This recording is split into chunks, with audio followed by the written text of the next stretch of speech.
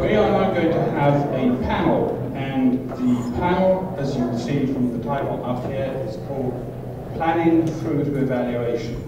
And four of your colleagues have gotten together and put together a panel that takes us through a healthy schools logic model development, to logic model and indicator development, to a literature review and recommendations for school-based programs, and on into an evaluation of a program called Teamwork. So we're going to move, as it says, from planning through to evaluation.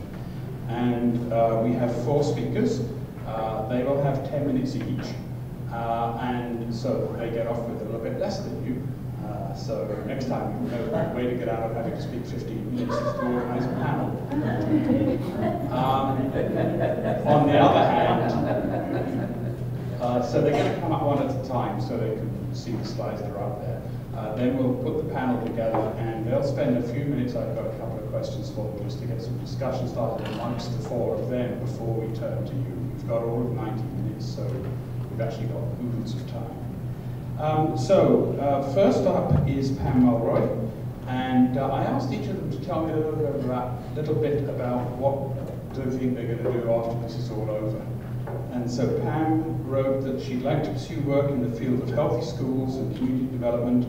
What that may look like, she's not sure, but she's certainly looking forward to it, whatever it may be. So with that nice positive attitude,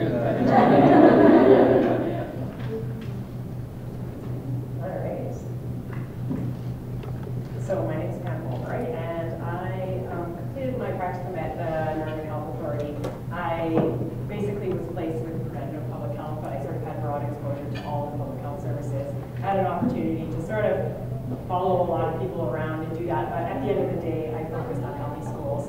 Coming from a teacher perspective, my background is in teaching, I really wanted to develop a project around healthy schools. I'd spend a lot of my time researching healthy schools for our papers and that sort of thing. And fortunately for me, it actually really fit really well with what was going on provincially. The Ministry of Health had put out this BC performance framework and really outlined some specific deliverables for health authorities around healthy schools work. And so the health authority was situated to start to plan around that and think about how they were going to address some of those deliverables.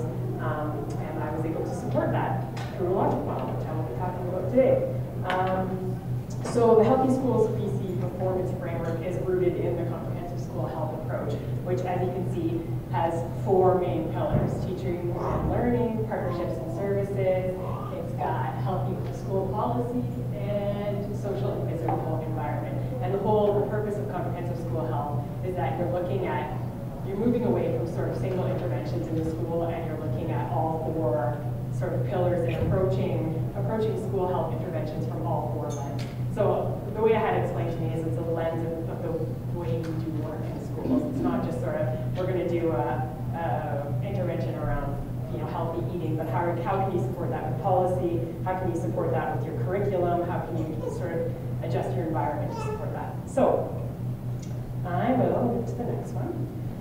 So as I said, there was a need, obviously, to plan for some intersectoral work. This is just something I put together to sort of demonstrate the complexity of healthy schools work, because, I mean, the health authority is, they have their sort of mandate related to health, and the education sector has their mandate related to, teaching and learning and curriculum. So how can the health authority sort of support the education sector to do, I guess, look at healthy schools and I don't know, it's all about collaboration, right, and partnerships, and everybody sort of talked about that. So as the diagram depicts, I was situated in preventative public health, and everyone, underneath preventative public health, you have sort of your traditional public health programs, immunization, nursing support services, audiology, and then you've got in population health, you have your more nutrition programs, you've got tobacco reduction, healthy eating, active living. They all have some form of involvement in the schools. And then you've got public health protection, which does more like licensing and inspections. So my role was, how can the health authority sort of situate themselves to coordinate amongst themselves in order to start to build those relationships with the education sector.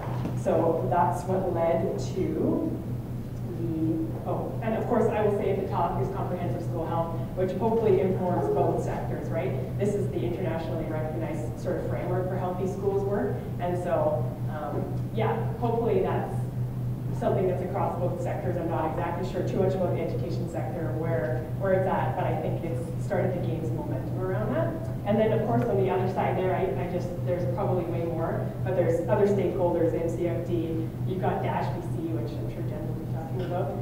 There's lots of different players involved with schools, right? Schools are in communities, everybody's, you know, ideally they're like a hub in a community, right? And so you're gonna have a whole bunch of different players involved. So, logic models. The logic model was identified early on as a tool that could support this simply because it's a one-page document that is kind of a graphic representation of how a program develops and the role of that program within an organization. And right away, they were sort of saying, oh, it's a communication tool, right? People can look at it and say, okay, healthy schools, this is the mission, this is the vision, and this is some of the specific activities related to it. So that's kind of why I did that. We developed it over a 3-year sort of span, so it was 2013 to 2015. I have to say that was sort of just a number that was thrown out there. That wasn't maybe as intentionally thought out, but it just seemed like a good sort of time frame to develop. And of course, like I sort of said, it also established a common vision within the organization and would prompt some specific action plans. A big thing that was identified was the need for sort of coordination within the health authority and whose roles and whose responsibility is this healthy schools work, because really it does span so many different players. So the methodology for the logic model started with this working group. There was this school and youth planning team already in place, so we used a lot of people from that, and then we kind of targeted people within the organization who we thought, you know, would be beneficial to have. So we had a nutritionist, we had some public health nurses, we had mental health and addiction, we had some tobacco reduction. So we had a kind of a different, I guess, assortment of people. We had weekly meetings. It was all on teleconference because we were sort of spread throughout the health authority. And then, I guess to sort of start, we established some visions and some goals around what healthy schools work meant, and a lot of that came from the BC Performance Framework because they had really done a good job of supporting healthy schools work with the Comprehensive School Health Framework, and there were some core components outlined within that really aligned with what was identified as a need within the health authority. So that was like partnerships, the need for partnerships, the need for coordination, the need for some leadership and some capacity building.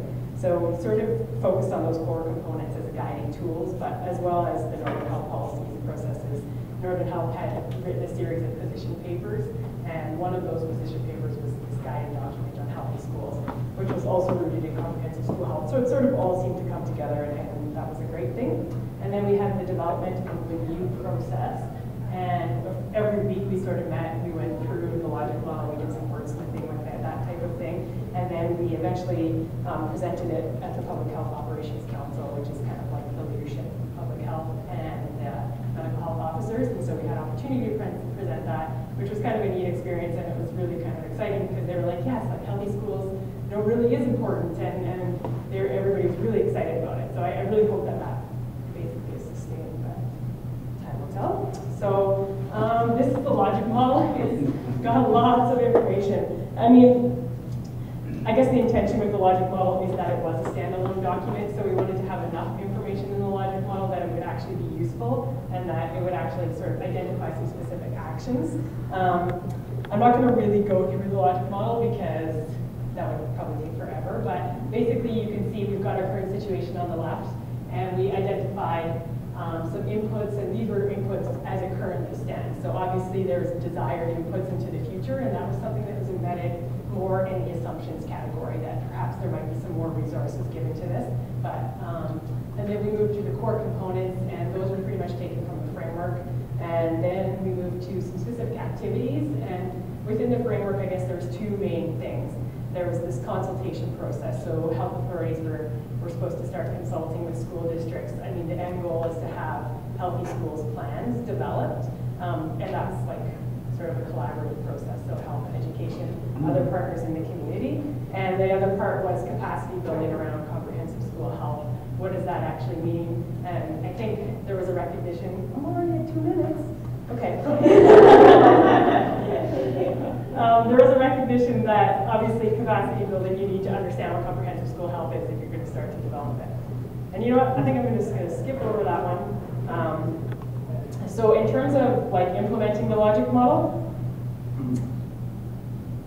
that's, I guess, the challenge, right? But I see sort of two pieces to it. I see you have to look at your culture of the way work is done and communicate within the organization about what comprehensive school health means and how can this logic model support that. And again, it's sort of a lens through which it's done, but you also have to support that with your practice. So how can some of the work that's being done be shifted slightly to represent more of a comprehensive approach or a holistic approach to how these schools work?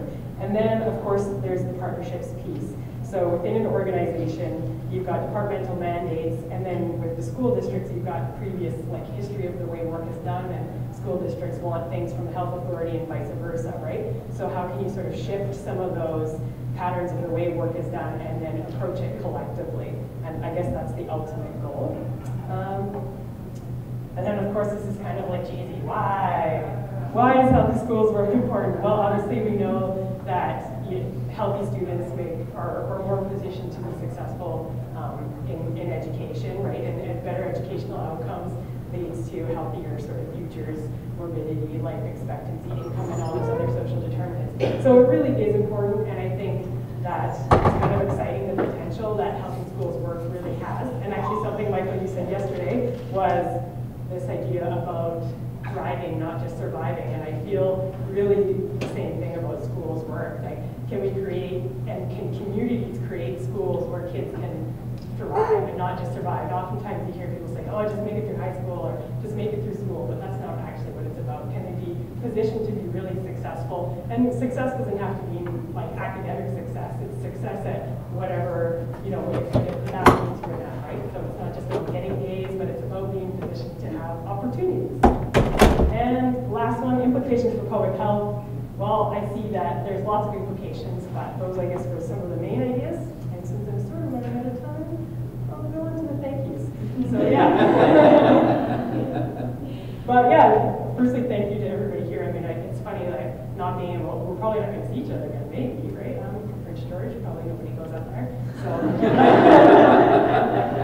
but it really has been a great experience, and I know, thank you to all your university faculty, staff, all you fellow students. It's been a really awesome experience.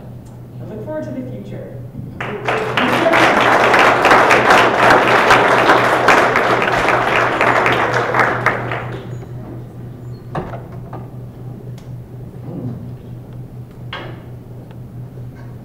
So we're just going to move through all 4 presentations, so save your questions until then. And your questions can be either specific to one person or to the panel, or can be generic questions to the panel as a whole.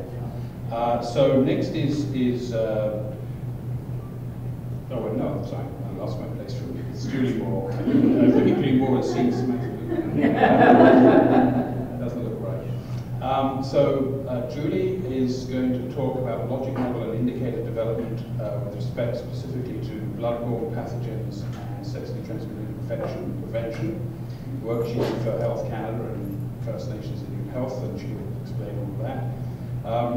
She's currently a nurse at a children's hospital, but will be done in August, and hopes to become a citizen of the world that has a particular interest in global health. All of our lessons about thinking small and modest clearly haven't worked.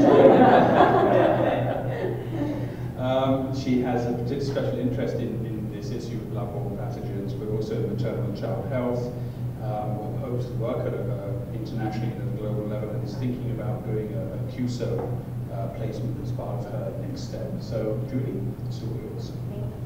Will this just start timing? Don't worry. I'm worried about the time. You're at me with that hook. Is this on? Yep. Yeah. Okay. So, as Trevor said, I am Julie, and I'm going to be talking about logic model and indicator development that I did with Health Canada, First Nations, and Inuit Health Branch, or the NIB, in Alberta region. I'm from Edmonton, so that's where my practicum was. And it's interesting that we heard from Richard this morning, who is now with the First Nations Health Authority, and I was working with the still like the Health Canada branch in Alberta. So it's just sort of an interesting time. And I certainly got a good perspective of government life. So we'll talk about it later. So as you guys probably know, FNIB is responsible for the delivery of health care and health services for reserve communities across each province and territory. And as Trevor mentioned, I have a specific interest in BVP or bloodborne pathogens and STI, so I chose to work with the BVP STI prevention program. And just a quick look there, it's not very detailed for you, but at the 3 treaty areas in Alberta. So as you can see, it's a lot of communities which receive services from FNIB. And it became clear throughout the experience that one of the biggest challenges was the diversity of each community in terms of geography and access to services, cultural factors, their willingness to invest in BVP STI education, etc. So just a bit of background about the BVP STI prevention program. They have a primary goal of enhancing community-based knowledge around BVP STI transmission and acquisition and moving that knowledge into practice. And they aim to be community-driven in all of their programming. So my supervisor there was very specific that they don't go into communities and just deliver education around BVP STI. They need to be expressly invited to come and do some teaching or talking, whatever that is. So their ongoing goals are to promote testing, enhance access to prevention, education, and support, and develop supportive community environments. And so then in terms of my project, the prevention program was asked by the medical officer of health to complete a logic model, and that request came from the national office. As we know, regarding funding and to make sure that outcomes are measurable, accountable, and maintained. And the logic model would also be needed to communicate with stakeholders, as there are many. So it was also decided that I would do a set of program indicators because they didn't have a formal set of indicators at that point. So methods and process. The general consensus is, Pam, you probably know, like there isn't really a single best way to go about making a logic model, but I really started by looking at the prevention programs, work plans, and documents, just everything I could sort of get my hands on to get a better sense of their activities and goals. And the primary contacts for this process were the program coordinator and the program nurse. But I did do a lot of talking and working with one of the epidemiologists from the health assessment and surveillance team who just she was a recent grad and she had lots of logic model experience in school, and she was just a kind soul who was happy to help me out.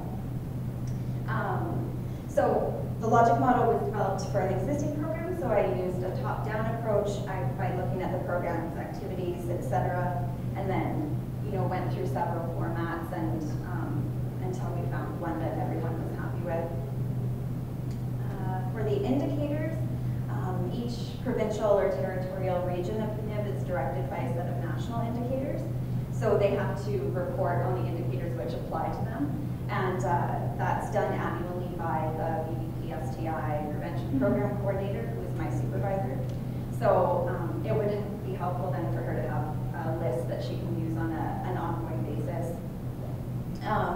So there were some challenges, which I'm sure we'll talk about later, around the various perspectives on whether to include quantitative and or qualitative indicators, and some conflicting sort of assessments on the value of each of those type of indicators. So one staff member had indicated that quantitative indicators aren't sufficient for demonstrating whether behavioral change has taken place, so they really, didn't want those included, so politics. after many drafts and revisions, the BBP STI prevention program was happy with their logic model and their indicator chart, and they felt like it would be a benefit to their program and their future interactions with stakeholders and future development of their evaluation process. And one of the things that came out of this is through discussions with the medical officer of health and the program supervisor about some of the indicators that would allow them to get a better sense of the qualitative elements of their program. I was asked to complete a scoping review of available and existing surveys, which would examine the beliefs, knowledge, attitudes, behaviors around BBP-STI in First Nation reserve communities. So I did that project and then presented it to the health co-management group, and that sort of ended up being a side project, but one that I think is going to benefit them when they hopefully do that survey soon.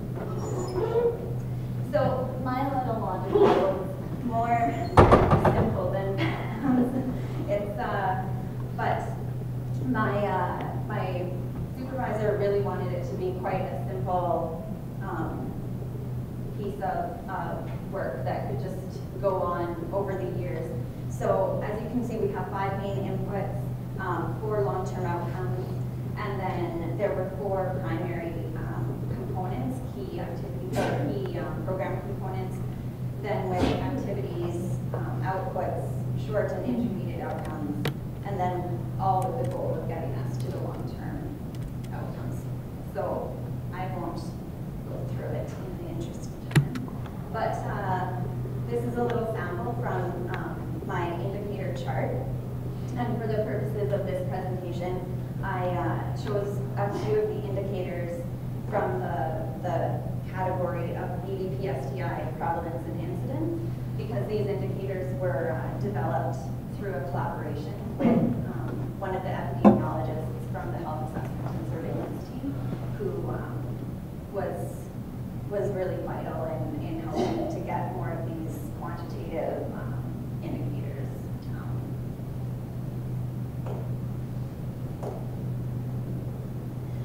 So one of the greatest benefits and learning experiences really was the exposure to First Nations health and social issues, which just really opened my eyes to a lot of the issues that I wasn't truly, I think, aware of before. And it was a great learning experience, but frustrating, as I found that the more I learned, the less I knew about, what we should do or where should we go. So it was nice to hear from Richard this morning about this kind of new direction. I gained an appreciation of the challenges of making programs community-driven, and really the strength and the power of communities themselves. And this was, I was there right sort of during the Linda Island War movement, where there were lots of gatherings, and it was just sort of an exciting time to be there and powerful.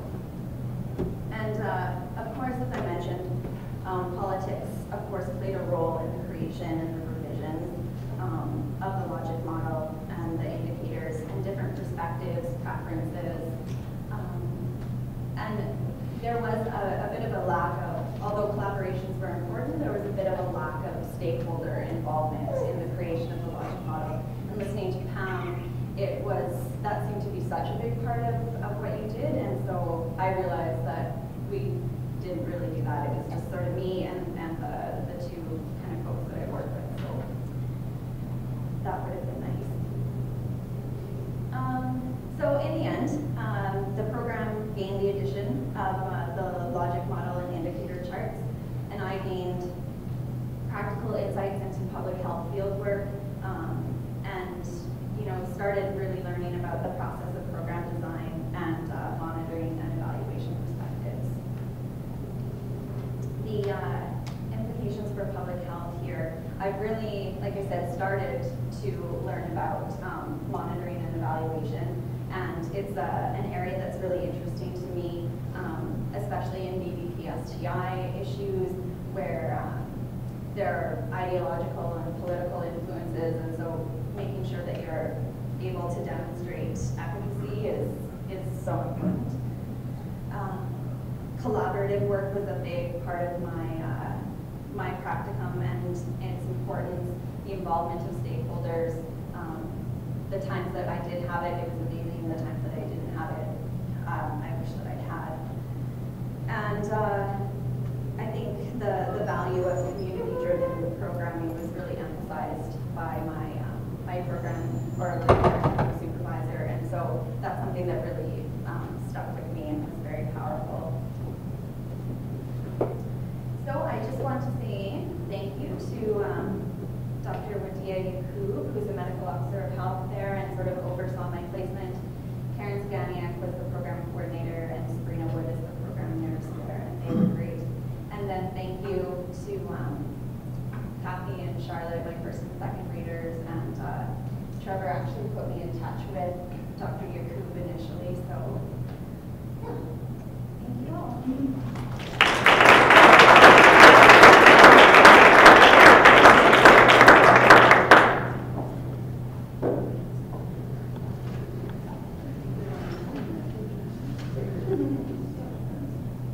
Okay, so I like your comment that the more you learn, the less you knew. I think it goes a long way to explaining the profound ignorance of professors around here. Okay, speaking for myself anyway. So, some notes here. Samantha. So Samantha is going to talk about fostering childhood resilience through schools, childhood mental health and fostering resilience. She hopes to work, she says, when she's finished here in the public health field, but probably not in the field of school health. So I think we can see what Samantha learned from her placement. So Samantha, it's over to you. You want here? No, thank you. So my name is Samantha Loeb, for those who don't know me, and I did my practicum at Fraser Health Authority in Surrey. And so I was in the public health department, and my area of focus was school health. And so, so I guess the Fraser Health strategic map for better health, which was just released in January of this year. One of their main priority areas was mental health and well-being. And so, along with the Health and Mindset Health Control, Child Mental Health Plan, and the strategic map, they emphasize the need to reduce risk and promote good mental health across the lifespan. And so, both in Canada and internationally, mental health issues have been recognized as a significant public health issue. In BC, there's approximately 140,000 children with mental health disorder, which is a prevalence rate of 15%. So, for the majority, mental health problems originate in childhood and continue into the adult years. To be effective, prevention activities are ideally placed in childhood, and as they have the most effective impact. And if we are targeting children, one of the best places to promote mental health is through schools, because most children obviously go to school and there's an existing support system through there. So my objective, my project is to develop a literature review, a recommendation for school-based programs to build resiliency. So for my methods, I did a review. So I reviewed current literature published within the last 10 years, and an examination of best practices related to developing resiliency in the school context. 32 articles were reviewed for this project. Some of the databases I searched were the ERIC, Education Resource Information Center, Medline, PubMed, Google Scholar, Australian Education Index, Science and UBC Environment Summit. I limited the studies to Canada, the US, the UK, and Australia, just because when we're talking about, I guess, Fraser Health, just the Western countries were kind of the ones that I wanted to study. And so there were two studies that I put from China's just because, as I talk later on, it's talking about comprehensive school health, and that was what the interest was for this review. So for my findings, there isn't a universal definition of resilience when looking at the literature review. The main theme for resilience is the ability to overcome or achieve positive outcomes despite having events of risk. So it's difficult to define resilience just because it's so complex and multidimensional. There's different variations of resilience, such as education and psychological resilience. And so in the literature, most of the, I guess, in the research is looking at resilience as a process rather than a trait of a student. And so it's also looking at protective factors. And so it's shifting away from identifying characteristics of resilient children and identifying process-based approaches. So some of these protective factors that have been kind of, I guess, included is that caring, supporting relationships, family support, learning skills, and autonomy. Some of the effective school-based strategies that have been found is that developing social competence, so programs that build social competencies, provide children with the capacity to negotiate adversity, which can strengthen resilience in children. Increasing care and relationships and supportive environments, so building positive social connections between educators and students. School, family, and community partnerships, so efforts to build, to involve parents and will have a positive impact on educational resilience and academic achievement. And it offers more opportunities to grow good mental health if you're partnering within communities as well. So when I was doing my literature review, there weren't very many articles on there were actually none on building resiliency through schools for Aboriginal children in Canada. There was some in the States, but it was mostly focused on educational outcomes and preventing dropout rates. And so for the U.S. Literature, some of the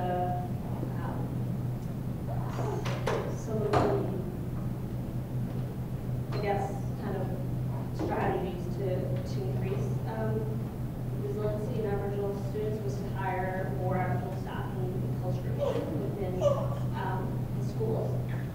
And so during the literature review, evaluation and measurements of resilience, it was a little bit difficult to, because it's difficult to define resilience. There's a lack of assessment specifically focused on resilience as a discrete concept. And so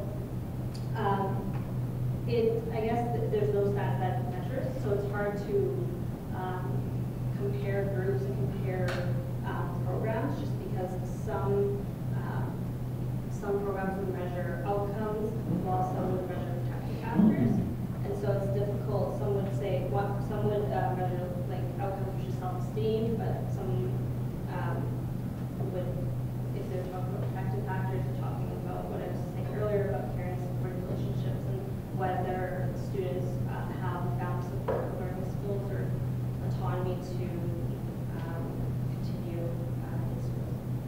So the comprehensive school health approach, which Pam talked about earlier, there wasn't very many studies on looking at using comprehensive school health as a promoting resiliency in Canada. There is some there actually is very limited number of studies, about 5 studies, and most of them are done in Australia and a couple in China.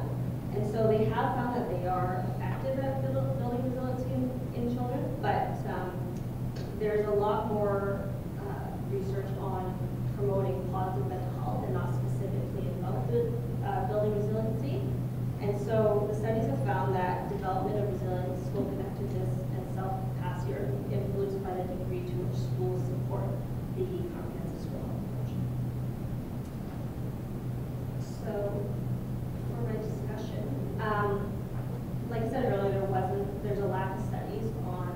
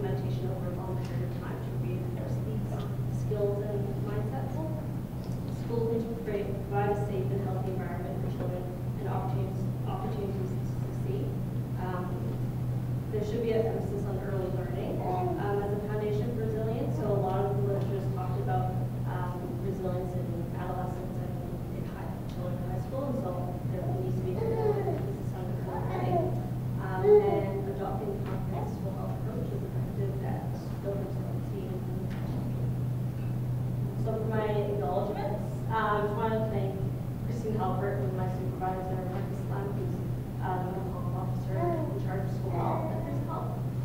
And then Kathy for being my first reader and my place for my second reader. And then Victoria and Betty for helping with my project.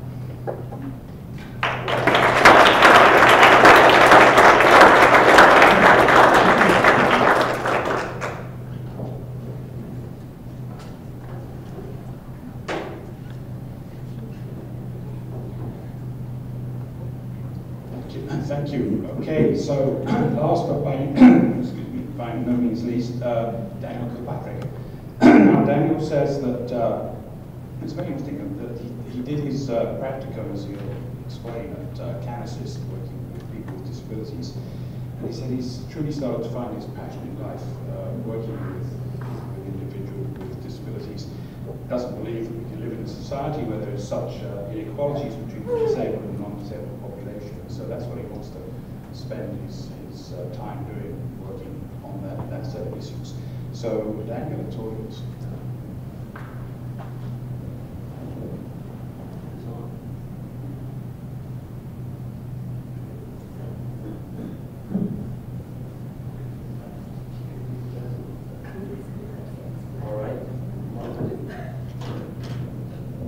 It's okay. There we go. So hi everyone, my name is Daniel Kilpatrick. I did my practicum at Canis, specifically with the teamwork program. And lovely picture of a participant. So doing my practicum at Teamwork is actually a program that's designed to help youth with special needs find and retain meaningful part-time paid employment while they're still in school. This has been a pilot project since 2009. There's currently 16 active participants. There's been 7 program graduates. There's 3 phases to this program: the discovery, employment and maintenance, and transition phase. Now, the discovery phase is when the individual first comes into the program. They get assigned a job coach. It's a one-on-one job coach. There's no groups. They go through some skill testing to find out the strengths and weaknesses of the individual participant. They go through resume building to build a resume, find out, really get to know who that individual is as a person. They then start practicing interviews once they found out the skills, where the individual wants to work, and they start moving into the employment and transition phase, where the individual actually goes out into the community with the help of the job coach, with that interview practice, and actually has an interview for a job that they've been able to find. And if they're successful in that interview and gain employment, the individuals then start working and have one-on-one help from the job coach, determining different processes that make it easier for that individual to find accommodations and things that actually work for that individual in a specific job, so that they are able to be a meaningful employment for that, meaningful employee for that employer. The transition phase, obviously, at the end of teamwork, it's for 16 to 19-year-olds because they are still in high school. So teamwork doesn't just let them go at the end of their time in teamwork when they're transitioning into adult services. There's a coordinated effort with the adult service programs that these individuals move into, so that there's no gap in services for them. The program itself has the same basic structure for everyone with those 3 different phases, but it is absolutely tailored to that specific individual and what they want to, and what works for them. The teamwork program, really what they want to be able to do is, because it is still a pilot project, it is still up and coming, and there's not too many participants, is they need the evidence to be able to go to funders to help grow the program. So I'm going to talk about the implications to public health practice right away. I've put up some of the social determinants of health that you all recognize from all of our courses. But all of these aspects, gaining employment doesn't just touch on employment. That's not the only social determinant of health. Obviously, we've all learned it, and through our own experiences, everything's so interconnected. So, as I'll discuss later on, all of these things, not only through employment with the teamwork program, all of these are touched on. And with that evidence that we're able to research, hopefully being able to help decrease the inequalities between the disabled and non-disabled populations. So what I did, I was going to determine the extent that the program was meeting its primary goal of attaching disabled youth to the labor force, as well, because of those interconnections that we know with the social determinants of health. We also had anecdotal information that gaining employment, there's so much more to it than just actually getting a job. There's many secondary outcomes, whether that be confidence, self-worth, having that self-identity of being able to have a job, as well as we've talked about earlier today, the differences between qualitative and quantitative research. We really wanted to be able to talk to the individuals and find out what they found was useful for them specifically, and what, if any, changes they would want to make to the program. Obviously, having the data, being able to analyze it, allows the teamwork program to make positive changes to it and hopefully grow in the future. So, against the better judgment of all the professors, I actually did an ethics application.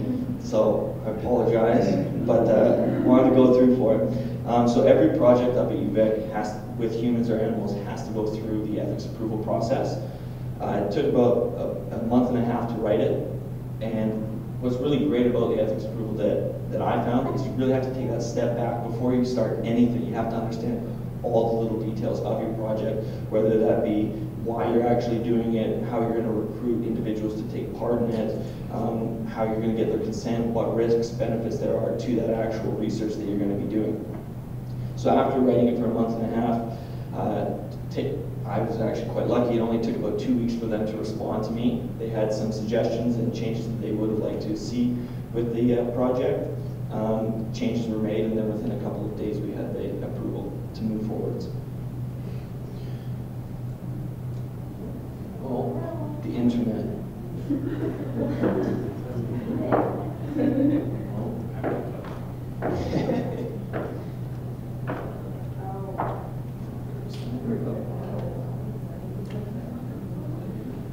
I did it. Finally. Thank you. Information technology. So the method that I went through is I created the cross-sectional mixed method concurrent design, analyzed previously data that had been collected through the individuals taking part in the program, and I want to collect qualitative data through a 1-hour in-depth interview with those individuals. So there are some challenges, obviously, with interviewing individuals with cognitive challenges. So that was one of my big challenges, was determining the way to best gather that qualitative information from those individuals. Wanted to use the previously collected data, as we just talked about a little bit. The difference in what are the benefits, what are the negatives of having qualitative and quantitative data. But being able to combine both of those, hopefully being able to use the strengths of both types of research, or both types of data. The quantitative component of the data has statistics such as frequency of the jobs, types of jobs, wage, gender, and types of disabilities. So this slide really just wants to show that, unfortunately, I was only able to get 6 participants to be part of the qualitative research. Really enjoyed that aspect of it. Would have liked a lot more individuals to take part of the qualitative part of it. With only a 22% response rate, it's hard to generalize any of the information. So there are some great results and findings from this research that I did. Of the active teamwork participants who were at or past the active employment seeking phase, 83% of them were actually attached to the labor force, which is unbelievable thinking about the current economic climate, because the current statistics from the US, which is similar economic climate as us right now, 16 to 19-year-old individuals with disabilities had a 12.7 employment rate. So that's absolutely unbelievable that with help of the teamwork program, current participants were able to be at 83% employment rate. Of those individuals that have graduated from the program, 86% of them at the time of their transition were employed. Another finding was that it is interesting to see that 63% 50% of the time participants were being paid at minimum wage. Not all that unheard of, knowing that your first job in high school, I know that mine was, I was paid minimum wage. But there were also so many positive family, social, self-efficacy impacts that I'll get into in a little bit. These are just some quotes from a couple of the participants that I interviewed. They helped me and teach me how to find ways to get a job appropriately and know what to say in an interview. What I really like about teamwork is that they check in to see how I'm doing with my job. A primary caregiver of one of the individuals also stated that the program is just awesome and it's teaching the community, and I think that that's a really fabulous thing. I mean that all the people that he or she now hangs out with and gets in touch with on Facebook, none of it would be possible without this type of a program. Of those individuals that I was able to interview, 50% of them actually said that their job interview was easy due to the fact that they had a job coach who helped them with practice beforehand. I know that I did not find my first job interview easy, so I was absolutely amazed to find out that they did. All of the participants thought that the one-on-one aspect of the program, having that one-on-one job coach, was absolutely essential and beneficial to what they were doing. All of them also found that how the program was individualized for them was absolutely essential as well. A limitation of this study clearly is the small sample size to start with only 25 participants, and obviously the poor response rate for the qualitative aspect. There are so many positive primary outcomes of attachment to the labor force, and there's so many positive secondary outcomes such as independence, sense of responsibility, community involvement and engagement, empowerment and self-esteem, those aren't the primary outcomes of the program, but to see that gaining this employment through all the social determinants of health, there's such a bigger impact on these individuals' lives. The job coach themselves were able to influence the academic success, employment success, effective communication, and social skills for these individuals as well. So teamwork, the conclusion, it has shown amazing results of 83% and 86% employment rates for current and graduated participants. This is really due to the one-on-one and individualization of the program. And a conclusion that I think we can all draw from what I've said so far that I can definitely see is that what we are learning currently and what we have learned so far is the role that we can all play within this. We need to advocate for these types of programs. If we can see the results, the government, as we've all alluded to over the last couple of days, has certain structures that are difficult to get around. So without the advocacy by us, we're not going to be able to push these types of programs that show such great results.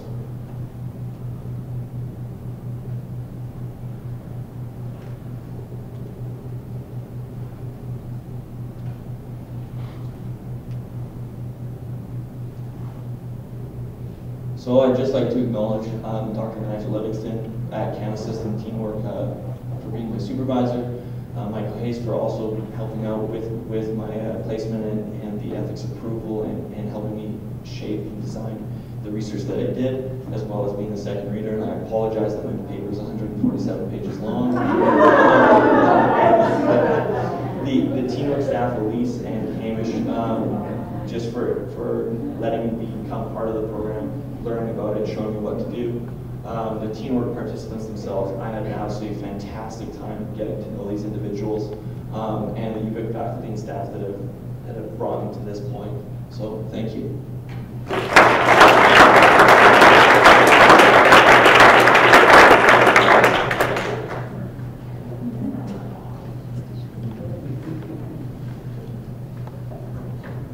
Okay, so now we're going to have a panel here. The first skill testing question is, can you find your name and sit behind it? So we'll see how well they accomplish that.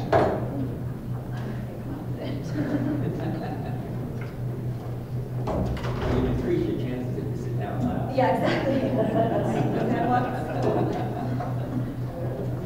Okay, so very interesting set of presentations. There were some obvious commonalities there. I'm not sure that Julie's was explicitly in the same way about youth and young people, but certainly it would involve a lot of youth in that. But one of the themes that I asked them to sort of think about, what was it that they saw across their presentations and what were some of the commonalities. And one of those was partnerships. So I'd just like to ask you to reflect a bit both on the process of working with partners and how that worked out in your project and what you took from that, what you learned from it, and perhaps what you learned from each other too. So Julie, for example, already commented that she realized, listening to Pam, that they didn't really engage with people who were actually living in the communities, First Nations people there. So why don't we start at that end and work this way? And talk a bit about partnerships, what you got from what your learnings were around that, what you learned from the others, how you see that as a public health issue. Okay. I think in terms of partnerships, that was such a huge piece of, I think, all of ours, and I think any work in public health is going to come back to the idea that you need to have relationships with other people, because social determinants of health are all so interconnected. And so with my project in particular, it was, again, trying to establish that common vision among a group of people that have different roles and responsibilities, and trying to find some, I guess, commonalities that you can build on. And I think that comprehensive school health in my case was that unifying thing, so everybody could sort of relate to the 4 pillars and see how their work would support that. And so I think that was one thing. And that's a start. That's a start. Maybe I'll come back. I'll think on it. Yeah. So I am short, apparently. I did talk a little bit about the partnerships and the stakeholder development, and as I was doing research just on logic model development, and everything that I was reading was saying that it's so important to have a collaboration when you're doing it, and that it really shouldn't be a one-person show, and that it is how I felt a little bit at times, although my supervisor there and the program nurse, there was obviously lots of discussion and consultation between the 3 of us. And then, but given that the program really sort of prides itself on being quite community driven and working for and with communities, it would have been nice, I think, to have at least some representation from the population that the programs were targeting. Or at least maybe someone from the health co-management group, which is a group of like chiefs who represent the interests of First Nation people in the province, with the NIB management, and so there's that collaboration there. That's a long answer, but the chances that I had to work with the health assessment and surveillance team were amazing, and I really learned a lot, and so those were so valuable, and it would have been great to maybe have a bit more of that with the logic model development. So I guess I didn't, in terms of my passion project, work with a lot of kind of partnerships and other agencies, but I guess during the lit review there's a lot of talk about, which I said in my presentation about school family, school family community partnerships, and talking about how there's a need not just for schools to have these programs, but also to get parents engaged and get the community engaged to help foster resiliency and promote positive mental health in children, because schools are a major part of this learning environment, but families have also a great deal of, I guess, a great deal of,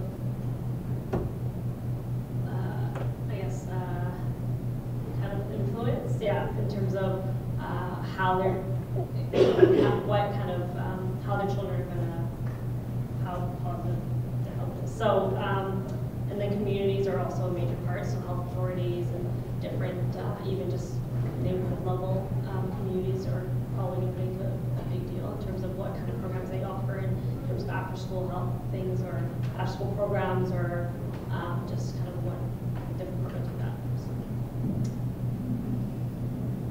In terms of partnerships, I'm thinking that what I did with my project, a program like Teamwork, it's outside of school hours. It's if you look at what your school experiences were within high school, thinking that you did your maths, your sciences, your social sciences, there wasn't a whole bunch of job training.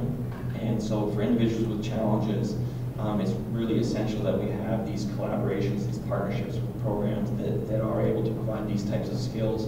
Because without that, we really are doing a disservice to those individuals who do have challenges within the high school environment, the standard high school environment, in moving forward and leading a fulfilling adulthood. So these partnerships and with different types of programs and the collaboration between different types of programs is absolutely essential to ensure that all the social determinants of health for a specific individual are covered. I think without partnerships between these different, not just for teamwork or canvases, but all aspects of any type of program, you need that type of partnership to be able to ensure that individuals have all the resources that they need to be able to lead fulfilling lives. Okay, well, let's turn it over to you folks. See if we have any questions. Is this the only portable mic we have right now? Okay, so I'll bring it round to whoever. Okay. Great presentation, everyone. Dan, I just have a bit of a specific question for you.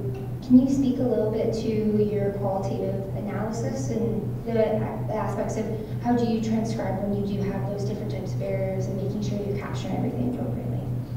Definitely. So I think Michael and Nigel both agree with me that my first go at it was quite shocking. I really struggled to comprehend how to word these questions because there are different levels of cognitive disability that I was interviewing. And so you don't want to offend anyone by asking a really simplistic question, but at the same time, you don't want to ask a question that requires some really abstract thought process. So looking at the baseline of what types of answers you want to be able to get, but being able to ask a range of types of questions that will still prompt for the same type of answer depending on the cognitive abilities of an individual. So they really did vary. It was more of a narrative with those individuals, trying to just have a conversation with them and putting in those key questions that you're trying to get an answer to, and not asking them question 1, question 2, question 3, but just having that conversation with them and allowing them to go through the thought process that works best for them through this narrative. And then transcribing, that does take a while. I learned that for sure. But then I also was able to use NVivo, which is a fabulous program that I'd never worked with before, and putting that transcription in and being able to help theme out different aspects of questions that kept coming up and starting to make these different links between aspects that you might not have seen just from looking through transcriptions of the interviews.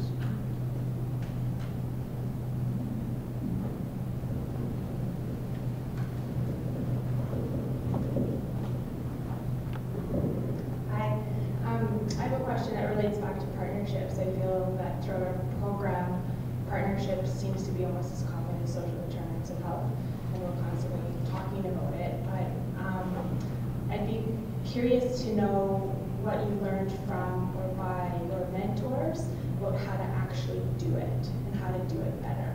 Like, I mean, we all know the importance of it, but from your practical experience, I'd like to learn from you guys if you took away any specific ways to address the challenges that people have about partnerships or working better in teams or interprofessional practice from the field. Sure.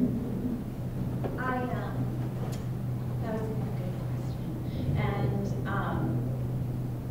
like I talked a bit about, the BBP STI prevention program really focused on being community driven, and they the program coordinator really didn't want it to be viewed as or delivered as sort of imposing any services or education. It needed to be based on community feedback and request, and so that was a challenge for me, sort of trying to figure out then how that partnership works. You know, if then the BVP-STI team just sort of waited to hear from communities, or should they, you know, maybe try and entice them a bit with something, educational materials, or so that was a bit of a struggle for me, trying to figure out then how to provide services to a community who wants to do their own thing maybe, and that was all part of my jumble about First Nations health issues and how best to deliver services. So really what I took away most from my supervisor was very clear that services were community driven, and so for example, we know that needle exchange is one way of helping decrease transmission rates of BVP, but it was clear that the program would never just go in and distribute needle exchange materials or set up that program. It would need to then come from the community, because each community is so different. Maybe one has issues with injection drug use and one doesn't. So she would never implement anything or suggest anything without having to come from the community. The danger, I thought, in that is just that maybe, do people know that that's an option? Is it, you know, are people aware of the fact that maybe there is drug use and people don't think there's drug use in the community? So it was a struggle, but being community driven was, I think, the primary thing that I took away from it. I'd just sort of like to echo that in terms of what CanAssist does and the teamwork program specifically, that what I really did learn was that getting that information out there, allowing individuals to come to you, because really it is, especially with the challenges of the population that I was working with, there's so many different components to it that you really do need to make people aware of it as much as possible, but let them come to the program as well. Also, within teamwork itself, there is a huge collaboration and partnership between schools, because these individuals are still in high school, and so there's communication between teachers who help refer these individuals to the program, as well as when they're transitioning outside of the program to adult services. You don't want a gap in services for those individuals, so you really do have to have that partnership collaboration with those services that someone will be moving on to, so that there's a smooth transition, that there's no lack of services for them. Yeah, I was just going to add, I mean, in terms of building relationships with the schools, that's obviously is quite a big challenge, because there's two different sort of motivations of why they would be having conversations about things. But I think two things. One is just being transparent about why you're there, and there was a lot of discussion in terms of comprehensive school health. The health authority was sort of trying to figure out, you know, how they were going to have their staff on board with comprehensive school health, and whether they would do that sort of jointly with the education sector, and that could be a way that brought them together, so that they're learning this process about comprehensive school health and what that actually would mean together. And so that was one of the ways. And I think another way actually was having, in this case it was DASH, sort of provide a third party who really is involved with both the health and education sectors, and would be sort of bring them together and be able to sort of facilitate some conversation without the health authority saying, you know, we want this, and the education sector, we want this. There was somebody else that would support that process. So I thought that was, and in the future I could see a lot of potential for the role for that, a third party body like DASH BC, who's basically supporting both the education and health sector to advance comprehensive school health. So it's not just health saying we want this and education saying we want this. So I talked about this a bit in my learning journal for our practicum course. And so I guess one of the things was for comprehensive school health at Fraser Health Authority, they haven't really started that employing that approach yet. And so I went to a Healthy Schools Forum, which was, and one of the things that they're trying to employ the comprehensive school health approach, and so they're trying to, I guess they're kind of there's Surrey, the City of Surrey, and Surrey School Board is trying to kind of implement that. And so I went to this forum, and there was people from Fraser Health, and there was people from the Ministry of Child and Youth Development, and then also DASH. And so I do see that there is, especially for this approach, anyways, there is a lot of collaboration between all parties and trying to figure out what is the best way to employ this approach. And so I think that there is a lot of collaboration taking place. It's just a matter of how are they going to get it done, and exactly the same thing as Pam, and how are they going to satisfy all parties involved, and what their vision and goals are. So. And Charlotte, but I would say the essence of any partnership is that there's something in it for both sides. If both sides don't take something from it, they're not going to stick around. So you have to find what's other person's benefit.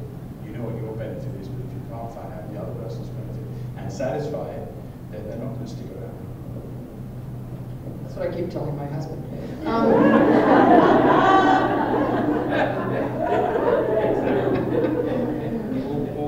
Like Mick Jagger. Good job, folks. I'm really interested in your experiences as a recent, almost grad of the MPH program. Right? So if you could say maybe what was not the biggest challenge in terms of just getting into the practicum and doing it, but coming out of the program and getting into, so what sort of, I guess I'm thinking about how could we better prepare for you? And you don't have to slam us too hard. And then maybe what skills you were that you thought specific skills you were able to bring to your practicum as a result of going through the program, if that doesn't make you In terms of what I thought I brought to the practicum was a social determinants of health lens, being able to look at it through a different perspective than perhaps Canvasist or a contractor would have come in with. I don't know if there's a better way to prepare than literally just getting thrown into the deep end. I think the real world experience, having that knowledge is great, reading it and doing assignments on it, but until you actually get out into the field and actually start doing that type of work and seeing how it works within the organization that you're within, it's really difficult to actually learn it and be able to implement it without that real world experience. I know that in terms of, we had talked about ethics approval, but actually having to really take that step back and actually create one of those was so much more than I had actually anticipated prior. Even though I had all the warnings, all the warnings from Kathy and Michael saying, be careful, it's a lot of work. Didn't actually understand how much it would actually be until I got into that real world setting. And having the guidance.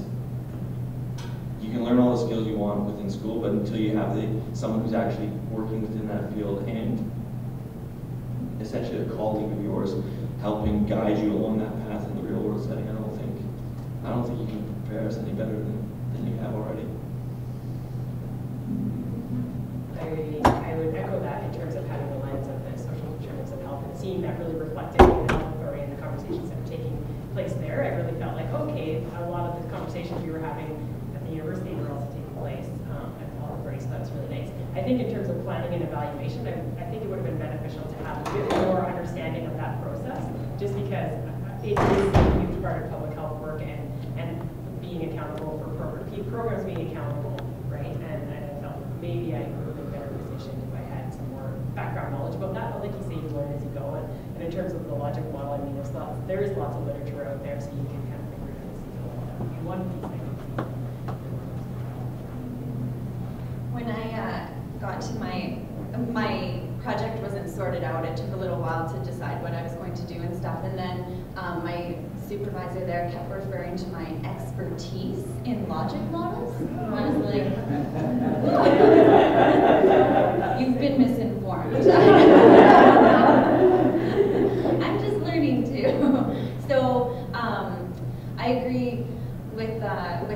I think out of the practicum experience, which was great and a real learning experience, I do have a real interest in monitoring and evaluation now and program planning, and that's something that I feel like I'll continue to learn either on my own or in future programs or work experience, but that would be great, I think, to have it as part of our curriculum, and it's given me sort of a focus on an area to work in, perhaps.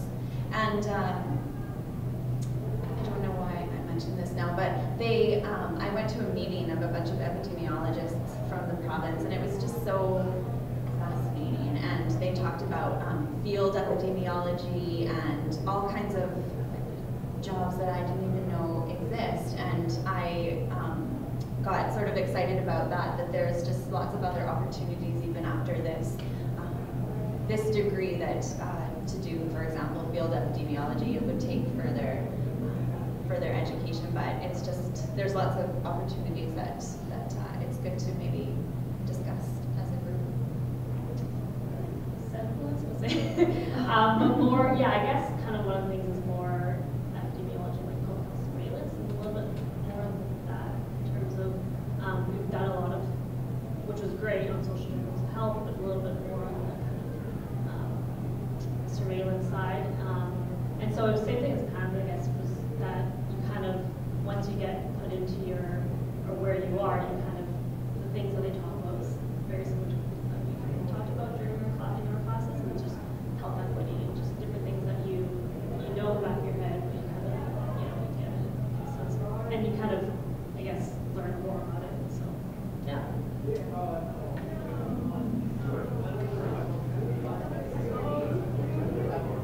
Victoria, I meant to thank you. Sorry about that.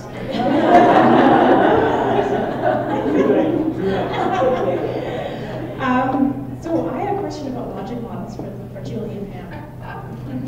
Because there are people, because of your vast expertise, there are people, like in my experience in public health, there are people in public health in Canada who love logic models, and other ones who hate them. Yeah.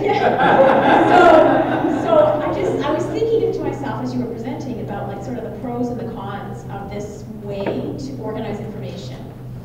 I was thinking back to a conference. Trevor was there actually about 4 years ago. I went to a conference and I remember this man standing up and saying, "Oh, I hate them. I hate logic models so much. I never want to see another one ever in my life." Like there was this lots of passion around this particular. I don't exactly know why, but anyway. So can you tell me your thinking around what are the pros and the cons of what you come up with, and then what are the plans of the organizations in which you worked, the plans to actually use the damn thing? Because I have seen so many logic models on so many shelves in my years, and it's just, and it frustrates me sometimes to make these wonderful tools. Mine is framed and on the wall. Oh! Soon to be a major motion picture. Yes. I appreciated the chance to practice the logic model development. I really appreciated the support and assistance and suggestions of the epidemiologist, who is a newish grad from UBC. And I think that in a case like a program like FNIP, where there's the health protection unit, and there's the health assessment and surveillance unit, and within those there's all sorts of different, there's BBPSTI, and then there's the TB, and I think it is a valuable tool to just have this sort of simple, one-page, concrete way of communicating a program's goals and activities and what they do and what they want things to look like and how they're going to get there. So I certainly think there's value, especially in context of a larger organization, for smaller programs to have a nice thing that they can refer to. And I think then it also made sense with the indicator development. You're looking at what are you doing, what are our activities, our goals, how are we going to measure if we get there or if we're doing a good job. The drawback that I saw to it, and obviously I touched on it, is that it's a political beast. There was just so much, like the wording had to be a certain way, and sometimes I just, I didn't really even feel like I was doing it myself, because there was just so much, it needed to look a certain way to fit someone's idea of what it should be, and maybe that is going to be different from the next person who comes in if they change positions or anything. So that was the only sort of real kind of drawback, but I hope that it will be beneficial. They said that it would be. They asked for it, so I hope it will be useful. Okay, so I think the logic model in my case, it served to bring a bunch of people together and actually have the conversation, and that I see as being one of the biggest benefits. Of course, the drawback is what's actually going to happen with this logic model, and there is obviously a lot of information in it, and whether, I guess my hope is just that it actually prompts some of those activities to take place, and whether it will or not, I'm actually not sure, but at least it was down there, and the conversations were had, and some direction was, I guess, provided. And I think, I actually like logic models because I think they do really express something in a very fairly simple form, and they're easy for somebody to just look at, and nobody wants to sit there and read pages about what a program's objectives are and all the activities that are going to support that. So I like it in that respect, but in terms of how, I think if you're really intentional about reviewing it, so I know Emily had said we're going to review this and update it. So once one of the activities is done, then you can update those, and it can be. And if that's something that's intentionally brought into the process, then I think the logic models function probably a lot more effectively, rather than if they're just sitting there and left, some good ideas on paper but not reviewed. So I think that's a huge piece of it, is reviewing it. That it's a fluid sort of process, that you add to it or change it as time goes on. The real question is there a place for a logic model in an illogical world? Okay, final question, because we're just about out of time. This question is for Julie. I totally understand in that big kind of corporate government structure. I had a one-page communication note that got drafted 17 times because every word had to be right. My idea is to actually build something into Word so you learn how much these documents actually cost and maybe save some money, but that's a tangent. I was just wondering, in that your role with STD and bloodborne diseases, did you network with any of the supports that are already out there that are nonprofit organizations that are specifically driven by Aboriginal youth? No. No, I did not. That would have been a great idea. There was one of the big events that they have every year is a youth gathering, and it's in the summer, and so there was lots of preparation for that, so that there were a few different partnerships, and they would come together, like the Three Eagle Wellness Society, and so that there's this big youth gathering, and that BBPSTI, sort of sexual health education, is worked into this youth gathering. So that is something that it would have been great to have a bit more exposure to. But in terms of kind of getting out there and speaking with other organizations in Edmonton, I didn't. And there aren't, like within FNIB, BBPSTI prevention, like that's kind of it, right? And so they work with other groups, but within FNIB, but there's, yeah, not that I was really made aware of anyway. Well, since that was a very narrow and specific question for one person, we do have time for one more question. I'm going to Samantha, who's here to check us out. So. Thank you. I'm really interested in this intersection of public health and education, and I want to ask you all a question related to those themes. And maybe the way I could approach that is, after your experience, if you were given the power to change the curriculum of schools in BC, just single-handedly, if you could change anything you wanted, what would you change? I'm going to send your answers to the candidates for Minister of I don't know about schools in BC because I'm from Alberta, but I would change in Alberta the delivery of sexual health education. And thank you, Charlotte. And we did a paper on this a year ago. Just the way that sexual health is delivered, it's very disjointed, and Catholic schools do it one way, and public schools do it one way, and schools themselves do it differently, and teachers do it differently. And I would really like to see sexual health educators be a real sort of center part of sexual health education, and none of this abstinence only nonsense, and just like, anyway, that's what I would change. Is it all right if I give a political answer? Yay. I think that we need to actually do a review, because we've continually built an education system that's built one way for one group of individuals, trying to capture everyone. Personally, I think that from the populations that I've dealt with, we need to look at what can be done to enhance the experience for multiple different populations, not just the one size fits all. So, realistically, political answer, I think we need to do a review of the educational system to see what would actually work, and if it's even feasible to create multiple dimensions of it. But yeah, sorry for the political answer. So mine's not necessarily specific about curriculum, but I guess it's more kind of what I said in my presentation. It's about a mix of universal and targeted-based approaches. There is a lot, I guess, they're trying to get away from kind of targeting just children at risk, because it kind of, I guess, one of the things that says in literature is that it stigmatizes a lot of children. So trying to do a universal, but also targeting, or I guess targeting children, universal and targeted methods.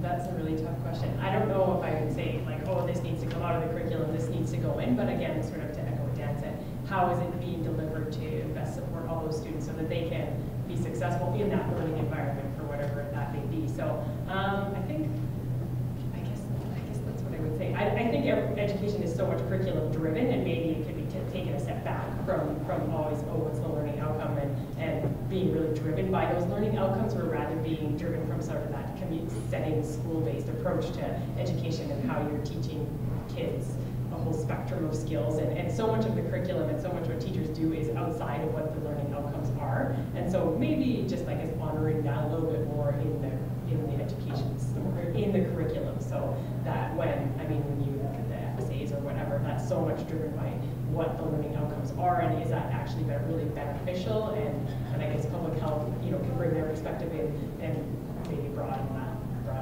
just move it away from just, can they do math at this grade 4 level or whatever. Okay, thank you. And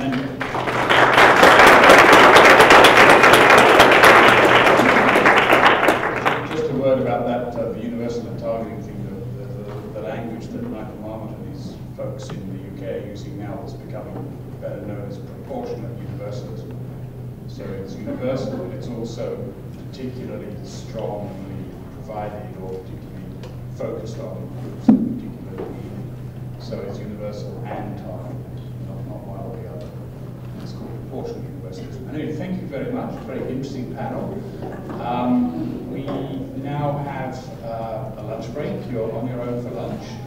We reconvene here at 1 o'clock. And just one more quick thank you to the panel.